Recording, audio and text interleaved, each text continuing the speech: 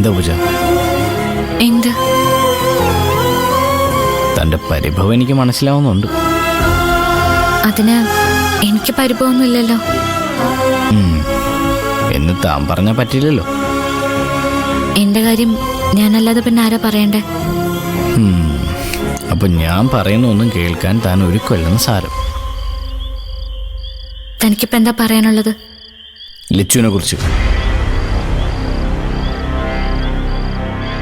ഞാൻ അവൾക്ക് മെഹന്തി ഇട്ട് കൊടുത്തതിനെ കുറിച്ച്. കേൾക്കാൻ എനിക്ക് താല്പര്യമില്ലെങ്കിലോ? പറയാൻ എനിക്ക് താല്പര്യമുണ്ടെങ്കിലോ? ഒരിക്കൽ അറിയാൻ ആകാംക്ഷയോടെ ഞാൻ നിന്ന് തന്നതല്ലേ? അപ്പൊ താനെന്താ എന്നോട് പറഞ്ഞത്?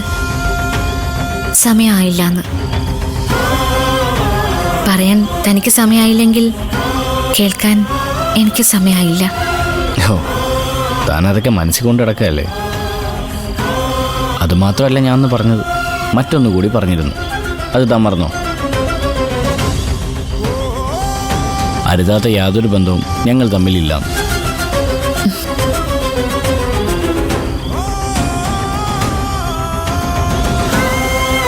അത് ഞാൻ ഇപ്പോഴും ആവർത്തിക്കുന്നു, എപ്പോഴും ആവർത്തിച്ചുകൊണ്ടേയിരിക്കും.